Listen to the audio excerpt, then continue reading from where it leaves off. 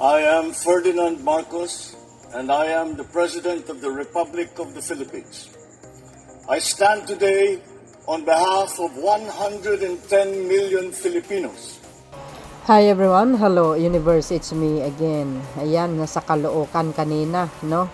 Ang mga hanay ng ating pamahalaan, dahil alam po natin ngayong araw ay birthday ng Pangulo, ano? So, yung ibang hanay ng yung ibang sangay ng pamahalaan ay nasa Caloocan, no? Bakit? Kasi ang Pangulo, mga kababayan, bilang kanyang kaarawan, nagbigay po siya ng kaukulang tulong, regalo, no?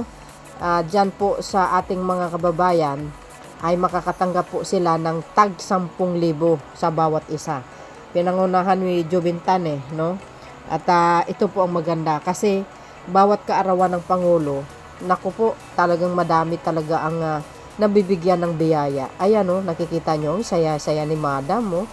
Oh, you see? Diyan po yan sa Caloocan, mga kababayan, ha. Ayan natin mga ating kapwa Pilipino na, naku, kadami yan, guys, ha. Tatanggap ng tag sa 10,000 yan, ha. Sa kaarawan mismo ng Pangulong Marcos Jr. Ayan, oh. Ay bahagi ng selebrasyon ng kaarawan ng ating Pangulong Bongbong Marcos na handog ng Pangulo, serbisyong tapat para sa lahat. Mamamahagi po tayo ng cash assistance mula sa aming Emergency Housing Assistance Program na aabot sa halagang, alam niyo po ba magkano matatanggap niyo po ngayong araw na ito? Makatatanggap po ang 1,000 pamilyang narito ngayon ng 10,000 pesos bawat pamilya. Wow, galing naman. Sa lahat po ng aming mga benepisyaryo, hangad po namin makatulong ito sa inyong unting-unting pagbangon at pagsisimula muli.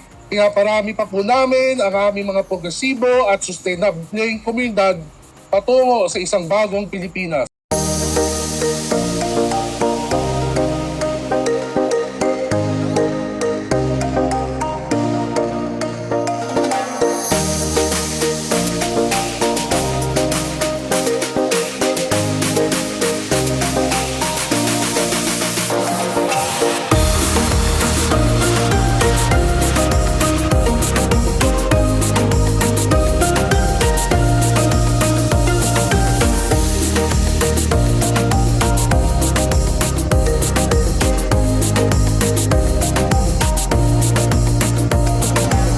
Nagdaang bagyo po, ma'am, nagkaroon po na nasira po yung ibang party po ng bahay namin. Nangyari pa nga po na yung sapa po, kinain po yung lupa. Yung side po ng lupa ng bahay namin. Sa akin pong narinig kanina, ma'am, talagang tuwan-tuwa po ako nung narinig ko na nabanggit po ni Sir yung tungkol po doon sa halaga na ibibigay po sa amin ni Pangulong Ferdinand Marcos po. Masayang-masaya po talaga ako, ma'am. Kasi hindi ko po ina-expect. Siyempre, akala ko po na katulad ng konting halaga lang. Pero sa 10,000 po na ibinigay po niya, marami po talagang magagawa yung halaga na yun. Unang-una po, happy birthday, Pangulong Ferdinand Marcos. Salamat po talaga. Nagpapasalamat po ako sa pinagkaloob niyo po sa pamilya namin. Tapos, nais ko po sana, ang pinaka-wish ko po sa kanya, good health po. Tsaka sana po marami pa po siyang matulungan. Napakalaking tulong, natuwa nga ako kanina in-announce nila na may 10,000 kami matatanggap. Although, kailangan talaga namin yon para sa amin dahil marami kami nasira.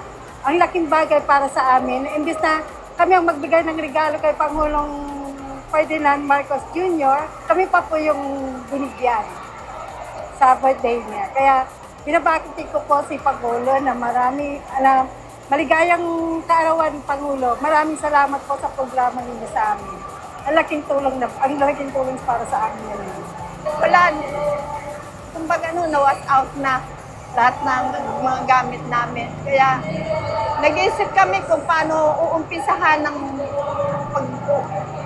pagpapagawa ng mga kasangkapan namin, pagbili ng ilang gamit. Alam mo, malaking bagay ang pinagkaloob na biyaya sa amin. Kailangan may pambili ako ng mga materyales na iaayos naman, pampalit na nawala. Kaya malaking bagay at maraming salamat sa ating mahal na presidente.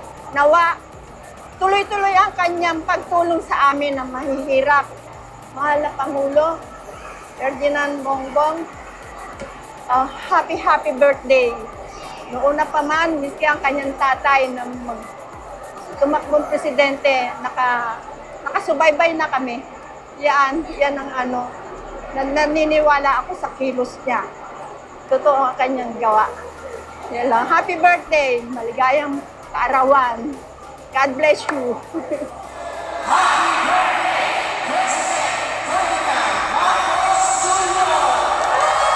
O, diba guys? O, yun mga kababayan. Hindi talaga nawawala yung yung dating Pangulong Marcos Sr. O, diba? Pag magaling kang Pangulo, hindi ka makakalimutan ng mamamayang Pilipino.